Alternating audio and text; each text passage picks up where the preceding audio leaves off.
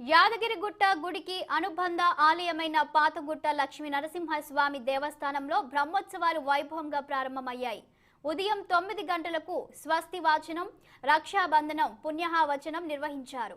ఇక ఈ సాయంత్రం 6 గంటలకు అంకురారోహణము, మత్స్యగ్రహణం నిర్వహిస్తారు. ఫిబ్రవరి 2న ఎదుర్కోలు, 3న తిరుకల్యాణం, 4న రథోత్సవం నిర్వహించనున్నారు. ఫిబ్రవరి 6న అష్టోత్తర శతఘటాభిషేకంతో బ్రహ్మోత్సవాలు పరిసమాప్తం కానున్నాయి.